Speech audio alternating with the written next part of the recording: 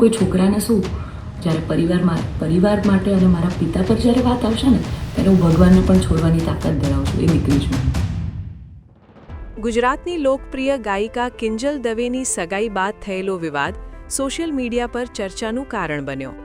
એક તરફ ગાયિકાએ બિઝનેસમેન અને એક્ટર ધ્રુવીન શાહ સાથે સગાઈ કરીને જીવનના એક નવા પડાવની શરૂઆત કરી, તો બીજી તરફ આંતરજ્ઞાતીય લગ્ન કરવાના આ નિર્ણય બદલ ઔદિત્ય બ્રહ્મ સમાજે બેઠક કરીને તેઓના પરિવારનો બહિષ્કાર કર્યો. 5 પરગણા ઔદિત્ય બ્રહ્મ સમાજે નારાજગી રજૂ કરીને કિંજલ દવેના પિતા અને પરિવારને બ્રહ્મ સમાજમાંથી આજીવન બહાર કરવાની જાહેરાત કરી.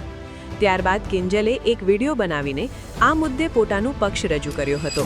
અમુક 2-4 અસામાજિક તત્વો છે જે લોકો અત્યારે પણ દીકરીઓ માટેના રૂલ્સ અને રેગ્યુલેશન નક્કી કરશે કે દીકરીઓનું લિમિટ ક્યાં સુધી હોવી જોઈએ. દીકરીઓને ફ્લાય કરવા માટે પાંખો મળી છે, એને વીંજવાની અને એને કાપવાની વાતો છે. આ બધી હજી જૂના 18મી 17મી સદીના કુરિવાજો આપણા સમાજમાં ચાલ્યા આવે છે.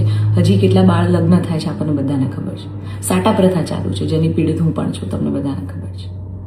દીકરીઓના પૈસા લેવામાં આવે છે. અલા, દીકરીઓને તમે ઘૂંઘટામાં રાખો છો અને તમે એમ કહો છો કે અમે દીકરીઓનું સારું કહેવા માંગે. જેટલા પણ લોકો હવે મારા પરિવાર વિરુદ્ધ કંઈ પણ પોસ્ટિંગ કરશે, કમેન્ટ કરશે, એમના વિરુદ્ધ હું કાયદેસરના પગલાં લઈશ.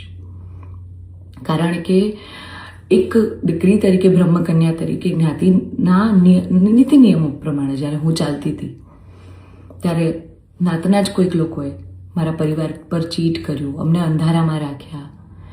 એક દીકરી એક સગપણમાં હોય અને તો પણ બીજી સમાજમાં ક્યાંક લગ્ન કરી લે, તમને 2-2 વર્ષ સુધી છુપાવે, તમને ક્યાંય નહીં. તો જ્યારે આ આફત આવી ત્યારે મેં નક્કી કર્યું કે ભાઈ હું આ રિલેશનમાં નહીં રહું. મેં મારા પરિવાર માટે સ્ટેન્ડ લીધું અને કોઈ છોકરાને શું જ્યારે પરિવાર માટે અને મારા પિતા પર જ્યારે વાત આવશે ને ત્યારે હું ભગવાનને પણ છોડવાની તાકાત ધરાવું છું. એ દીકરી છું હું.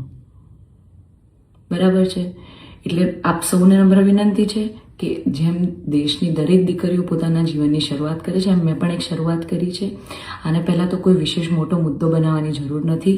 અને આવા જે અસામાજિક તત્વો છે કે આમ કરશું, નાત બાર કરશું, અરે ભાઈ તમને 5,000માં કોઈ પગાર પર નોકરી રાખવા તૈયાર નથી. હવે આ સમગ્ર વિવાદ મુદ્દે સોશિયલ મીડિયા પર 2 પક્ષમાં વહેંચાઈ ગયું છે.